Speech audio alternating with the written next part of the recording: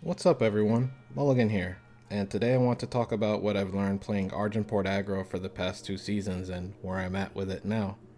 More specifically, Argenport Oathbook. Fair warning, this is probably going to be the most deck tech style episode I've done. There's quite a few cards I'll be talking about and why I made certain decisions. I'll also be going back and forth between two lists, so this will be pretty long. Not as long as the first video I ever did in this series, but I expect it to be pretty close. Despite all of that, some of you that have been following this series of videos since the beginning may notice that this is the least amount of time I spent on a deck before doing a discussion piece on it. So why am I doing a video on it now? Well, because I managed to take the list that you see in front of you from Diamond 3 to Master last season. Speaking of which, I want to give some context on that. I did test this list some more after reaching Master with it and peaked as high as about rank 200. I've played a total of about 120 ranked games with this archetype in total between the 2 seasons.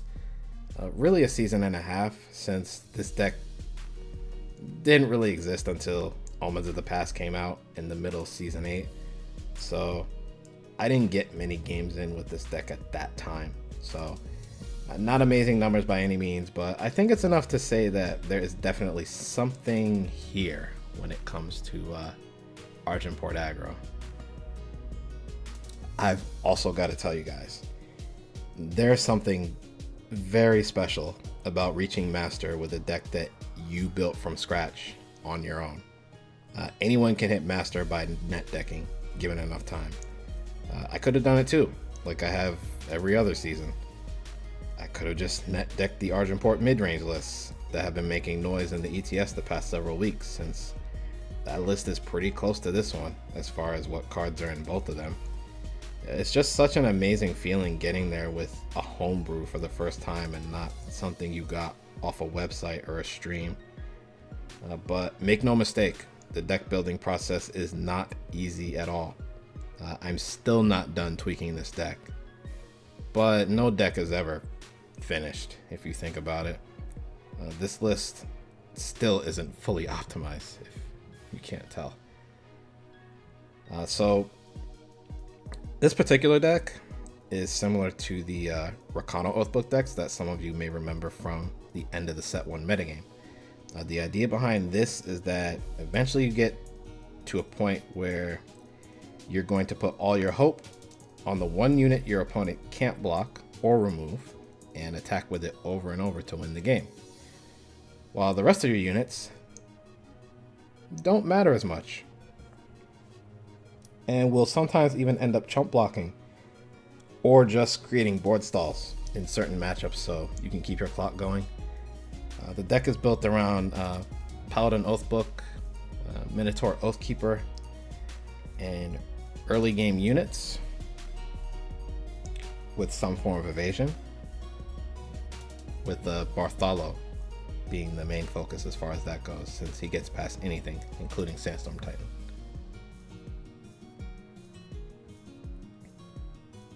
One final thing before jumping into the card choices, I want to give a shout out to Into the End and his series on how to build better decks, which became the foundation for this deck.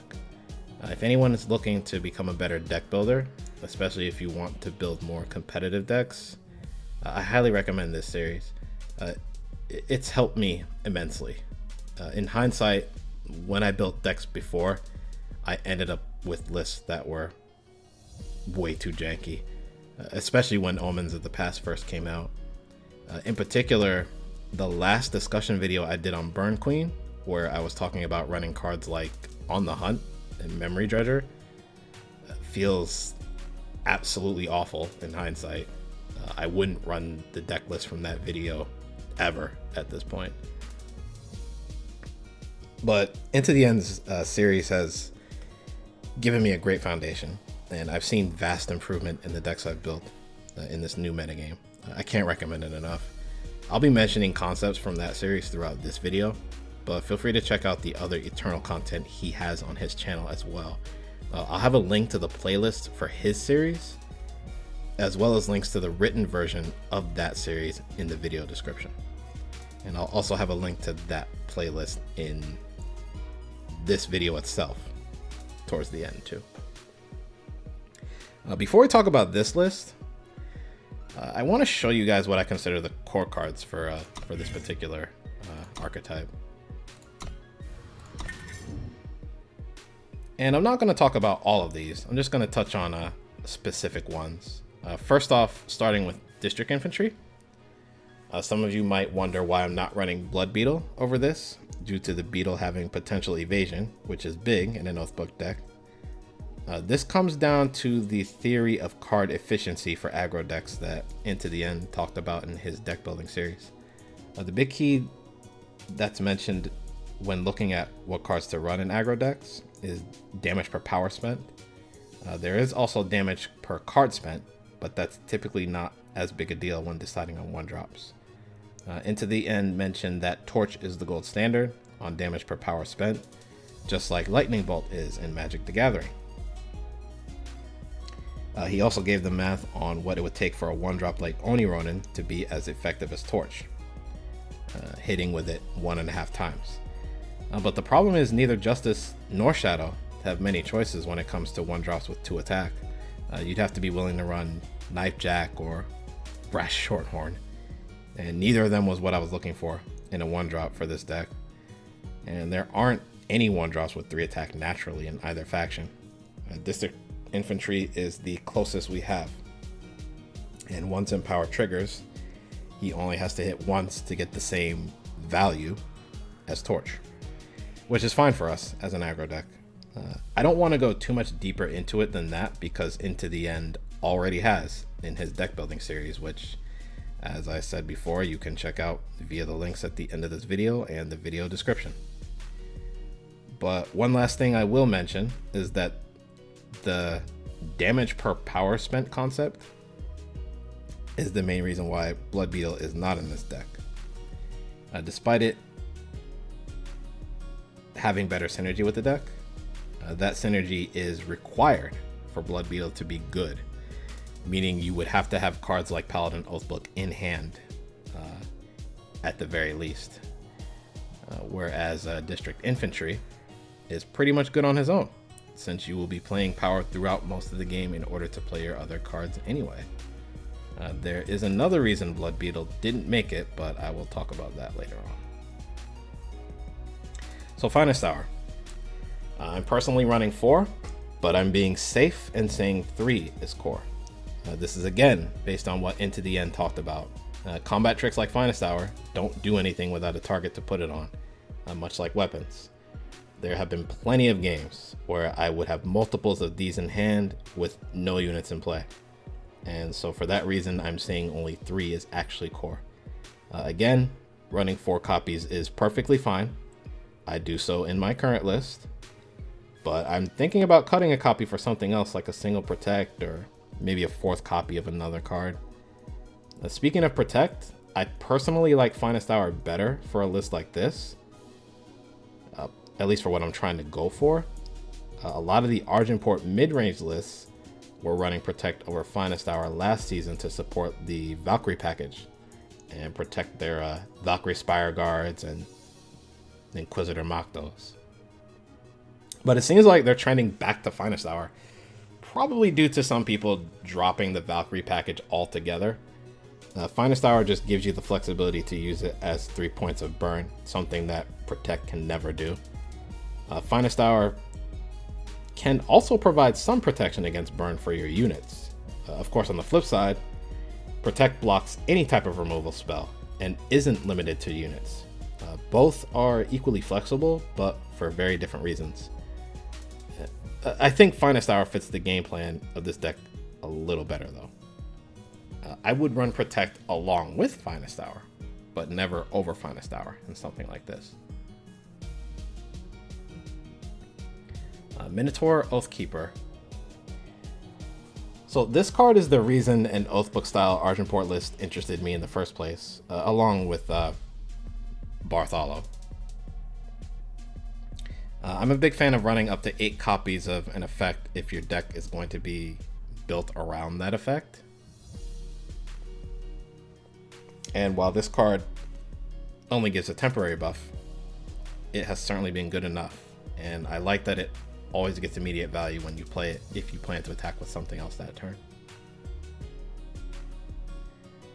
And the last three I want to talk about together, and those are Valkyrie Enforcer, Impending Doom, and Lethrai Falchion. And I want to talk about these three together because I know there are some people saying that 4 copies of these is absolutely core. Why are all of these listed at 3? Especially Valkyrie Enforcer. Well, as I continue to play this game, I am starting to think that you will almost always draw 1 copy of the card you are running 4 of. Sometimes 2 copies. This is just a personal preference, but whenever I draw Valkyrie Enforcer, I always want to get the full value out of it, and so I tend to hold 1 if there's nothing worth silencing. I do realize this can be completely wrong, especially since I'm playing an aggro deck where running out of Valkyrie Enforcer on curve for tempo at the cost of not silencing is still fine if I have no other turn 3 play.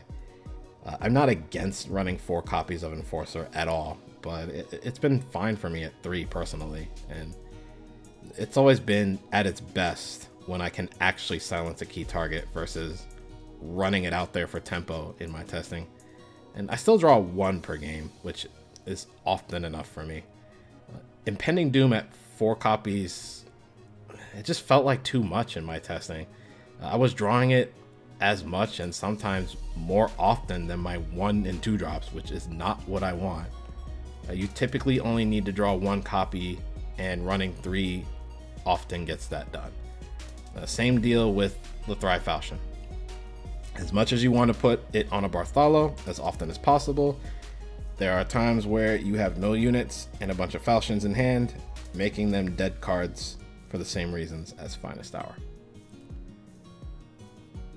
Lastly, I want to talk about the power base. I don't have too much to say on this. I probably wouldn't deviate too much from this, as you need to hit double justice on turn 3 consistently. So you can play Bartholo and Valkyrie Enforcer on curve. Bart gets played about 87% of the time on turn 3 with this, based on the Frank Karsten theory. So not quite 90%, but the power base is getting really tight as it is. I don't think there's much that can be improved upon without messing up the numbers somewhere else on other cards that you want to play on time. The worst ones are Impending Doom and Lethrai Falchion, as they get played about 82% of the time on turn 4 with this power base. Oathbreaker is close to Bart, but not quite. I think she's at about 86%, if I'm not mistaken. But this power base is another reason that I only run 3 copies of Impending Doom and Lethrai Falchion. Keep in mind, all of this is assuming you get the correct influence with Diplomatic Seal and prioritize playing them within the first 2 turns. But there are other cards I've considered that I haven't had enough of a reason to try out yet. Some people might ask why I'm running Slay over Vanquish or Rapid Shot. I'm still in the mindset that Slay is one of the reasons you're in Argenport in the first place. Vanquish is more power efficient, but Slay gets you past stuff like Steward of the Past for lethal, which is extremely popular still. I also feel like the deck would be a bit too close to Rakano Oathbook if it just ran Vanquish over Slay, giving me less reason to play this deck. And I want this deck to differentiate itself enough from Rakano Oathbook for it to be worth playing. And I think between cards like Slay and Bartholo, it is different enough from Rakano to where it could be its own separate archetype. But anyway, yes, I do acknowledge that Slay is less power efficient than Vanquish. But what about Rapid Shot? That still kills Steward as long as you have a unit. Reason for that is that Rapid Shot is very similar to Finest Hour, and as I've mentioned before, I don't want to run too many conditional combat tricks. And I'm definitely not running Rapid Shot over Finest Hour for the reasons I mentioned before. Rapid Shot is better in combat and does more direct damage if you use it as a burn spell, but it doesn't give your units pseudo protection from burn like Finest Hour does. So let's jump back into the current list I'm at right now and talk about the flex slots. And here I actually want to go backwards this time, since it'll just flow a little better regarding these card choices. But I won't talk about the fourth copy of Finest Hour, since I kind of mentioned it already earlier. But the first two I want to talk about are Stone Powder Alchemist and Oathbreaker. So a bit of a funny story. After adding these two to the deck, my Stone Scar and Skycrag matchups felt better toward the end of last season. But those matchups were not the reason I put them in. I had the Valkyrie package in here before with Spire Guard and Makto, and they did not perform well for me, but I will talk more about that later.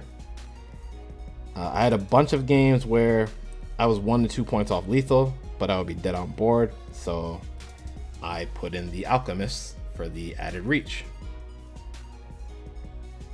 I wasn't even going to put Oathbreaker in since she was in here before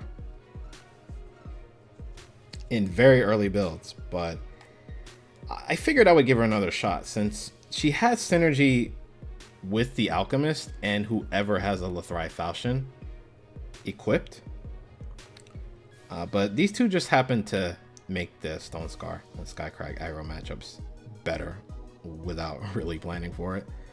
Oathbreaker has definitely been the better of the two. Buffing multiple units is rare, but where she shines is when multiple buffs stack onto herself between her ability and having Paladin Oathbook and Minotaur Oathkeeper on the table. Because a lot of times, making her a 5/5 on turn 6 isn't enough to get past that Sandstorm Titan on the other side, but making her a 6/6 or 7/7 is. And +2/+2 of those buffs is permanent if you have Oathbook down. So she can snowball very fast. All that being said though, these two go hand in hand, and they are definitely the weakest cards in the deck. If one gets cut, the other gets cut.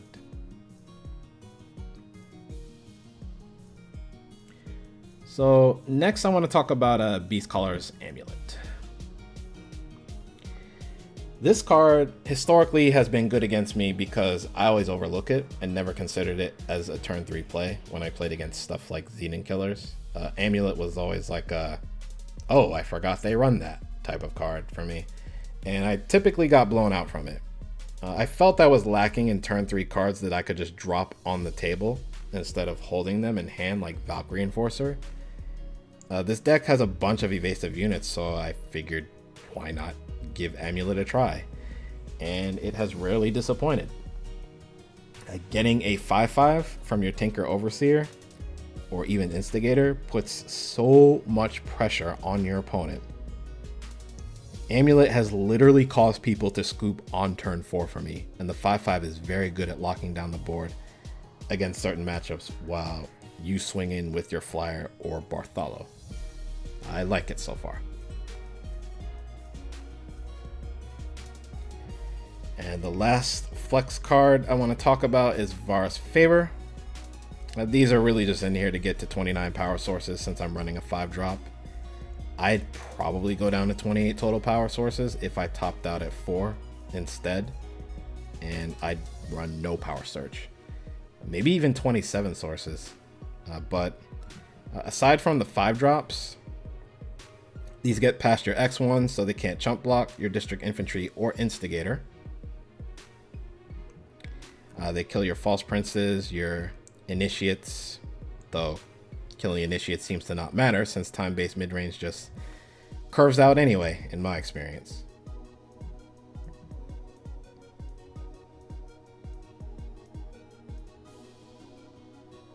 So I'll talk a little bit about some stats, but I won't get too specific because, let's face it, even 120 games isn't a big sample size, especially when those stats are the combination of several different lists of the same archetype, which is what I was doing with this deck.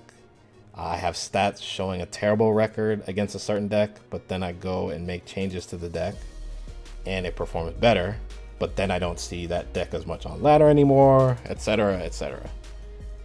So there are some matchups I feel are better than what my stats indicate. Just to give an example, Skycrag Aggro. In Season 8, I absolutely stomped Skycrag Aggro. But last season, Season 9, was the complete opposite until the very end. I'm almost positive this was due to people experimenting with lists that weren't the best in Season 8 when Omens first came out. Then the deck got refined last season, and most lists became pretty well optimized while I was still trying to figure out what my deck should look like. It wasn't until I put in Oathbreaker and Stone Powder Alchemist that my Skycrag aggro matchup got better, as well as Stone Scar. And it actually feels close. So I'd say it's 50-50 in the case of Skycrag aggro at best. But other matchups, speaking of Stone Scar, anything feels good to play against, though that is also, again, due to Oathbreaker and Alchemist. And I actually never lost to any Felon deck last season. But time-based mid-range decks, those were weird for me. My win percentage was pretty awful versus Praxis and Elysian mid-range, but I was 60% against Big Combre. Maybe it's because Praxis and Elysian are a bit faster. The two decks are actually very similar if you look at the cards they run. But the Praxis games, they always felt close, especially after the Flame Blast nerf. Against Armory, the deck was at worst 50-50, surprisingly. But you do have to play correctly since Bartholo is really bad against relic weapons. And sometimes they just don't have the answer for your stuff and you end the game too quickly for them to respond. But this deck struggled against Rakano aggro, actually. But honestly, I don't remember any Rakano aggro player not having a nut draw against me when I played this deck, so take that how you will. I didn't really have a good win rate against Chalice either, but I personally think that is due to me playing the matchup incorrectly. I had so many games where if I went all in and forced them to have Harsh Rule, I would have won instead of holding back a unit since this deck can't really go late anyway. That said, I'm not comfortable saying this deck is favored versus Chalice. It's probably even at best.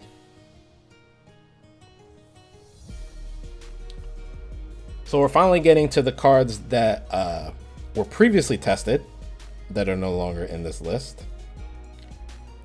First off is Blood Beetle.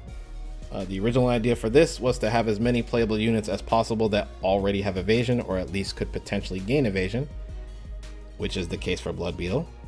But over time, this card was less and less impressive. The biggest disappointment of this card was that it just didn't do enough damage early enough to set up a win before the late game. Turn 1 Blood Beetle into turn 2 Oathbook was great when it happened, but that usually wasn't the case in my testing. Even when it did happen, it wasn't always amazing. And also, if Blood Beetle can't proc its Infiltrate, it is pretty awful without weapons or other buffs. When I was looking for a replacement for this card, I started looking at other aggro decks and why they were so successful with the 1-drops they run, and I found a common theme. Almost all of them run 1-drops of the same color. Rakano Plate and Burn Queen run Oni Ronin and Pyro Knight, both fire cards. That's part of what makes their early games so consistent. The only time you see those decks run 1-drops from their other color is if they're implementing a go wide strategy, In Rakano's case, that was the Rakano Jito decks of the past, or something like the Rakano Burn list that Unearthly came up with a few months back that I still ladder with on occasion. Players are more familiar though with how Stonescar does this. Decks like the former Jito Queen, now known as Jito-less. The other exception is Skycrag Aggro with Snowcrust Yeti, but that's just because it's a fantastic card, at least in my opinion.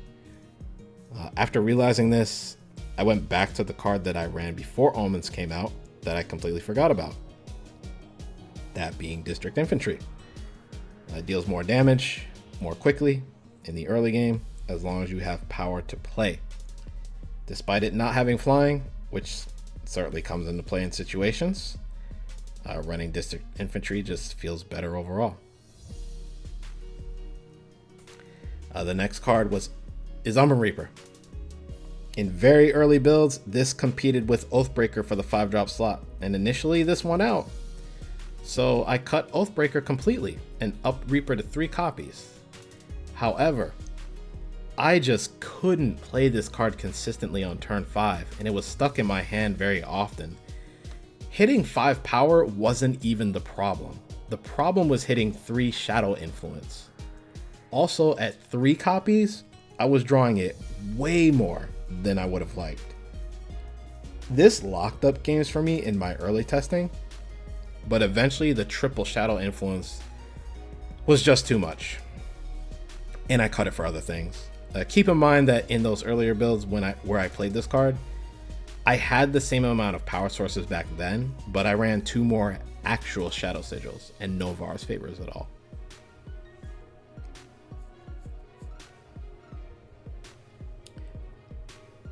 The next group of cards that I want to talk about are Valkyrie Spire Guard, Inquisitor Makto, and Protect. So some of you will be familiar with this package being tried out in Argenport mid-range decks. I tried this package twice, and both times it was pretty awful for me. I admit the first time I tried the Valkyrie package, I was not running Protect. And I quickly learned that you can't run this package without Protect. It's a requirement. I was actually convinced to try Protect after looking at the deck most similar to this one that had some success in the past, Rakano Oathbook. Granted, part of its success was due to a meta call, but the point of Oathbook decks, for those that missed it earlier, is to stick with one unit that your opponent can't deal with, make it bigger and bigger on every attack, until you win. And when that's your win condition, Protect can be instrumental because one timely removal spell could lose you the game. To be clear, I am considering going back to playing Makto as my top end. He's just incredibly good in general, especially if you already have an Oathbook or Oathkeeper on the table and can attack in as a 6/6. Someone mentioned once that running Makto in Argenport mid-range is like running copies 5 through 8 of Impending Doom without the drawback. And if you guys know me, that is something I can definitely get behind when it comes to deck building. The next one is Hammer of Might. This was the classic case of just because a card is good doesn't mean it fits in your deck. The reason why Hammer of Might works so well in Rakano Plate is because it adds to the Warcry theme that so many other cards in the deck contribute to, and the deck is a weapons-focused aggro deck. This extends to other decks like Manues's Argenport Stompy deck that is also heavily focused on equipping early game units with weapons. This deck is not like that. There are literally no cards with Warcry in this deck. I found the lifesteal that Lethrai Falchion gives to be much more valuable in races, especially when you equip Bartholo with it. And typically if he gets the Falchion, the smaller health buff compared to Hammer of Might doesn't matter. Next is Shadowlands Guide. So this was solid for me at first. An excellent card to drop on the table the turn after your opponent used Harsh Rule to clean up your initial assault. I ended up cutting the card later on because it wasn't performing as well, and I wanted to test other things like the Valkyrie package I mentioned. I couldn't figure out why it wasn't performing at the level it was before at first. Then I realized that my deck just doesn't run enough 1-drops in general to take advantage of the summon effect. Being able to get back Minotaur Oathkeepers and Blood Beetles was great, especially if they got buffed before they died from Paladin Oathbook or Hammer of Might. But what happened just as often, and maybe more so, was that I wouldn't have anything to bring back from the void, and I was forced to play this card for tempo, and a 3-1 on turn 3 is very underwhelming. So the final card I want to talk about is Inspire. I'm showing the old version of Inspire when it costed 1, because that was the card I played with in this deck. Even at 1 cost, Inspire just felt like a card I just threw in because I didn't have anything better to play at 1 cost. I tried this with and without the Valkyrie package, and it was pretty average overall. Not good, but not terrible either. It didn't help that this deck doesn't have multiple buff effects to make Inspire better, so a lot of times the card text literally read draw card, and the buff rarely affected a given game. I finally cut them, and now that this card got nerfed to 2 power, I have no intention of going back to it.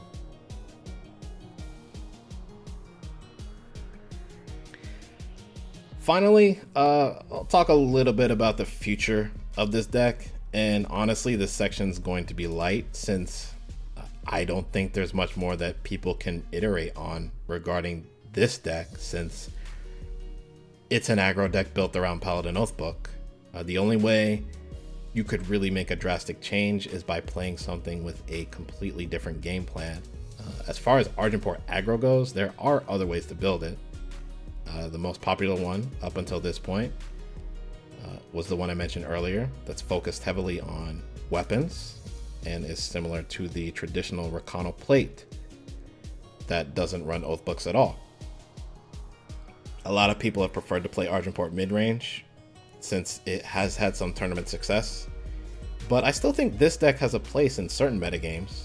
It was just cool going through the entire deck building process, asking questions like, does an Exalted strategy work in Eternal?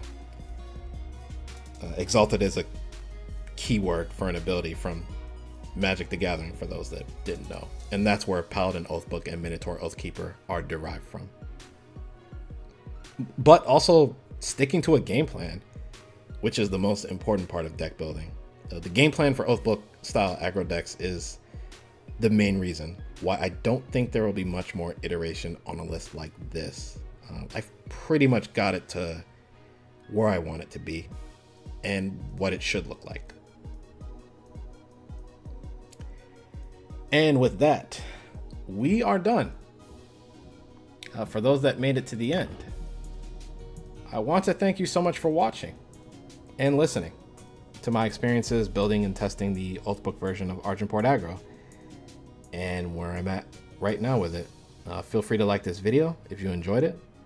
For anyone that's curious, I have done previous videos like this in the past focusing on other archetypes. Most of them are not as long as this one, so if you are interested in those, feel free to check them out. I'll have a link to a playlist on your screen. For anyone new, there's also a series I do on this channel called Eternal Errors, where I focus on the misplays I make with specific decks and what I could have done better in those situations, including an episode that focuses on this deck. But feel free to look around the channel. There's plenty of other Eternal content as well. Drafts, ladder highlights, some runs I've done in the event mode, and I even reviewed the entire Omens of the Past set as well. Also, if you don't want to miss future content, consider subscribing to the channel. Thanks again for taking time out of your day to watch this, and I'll see you all soon. Take care.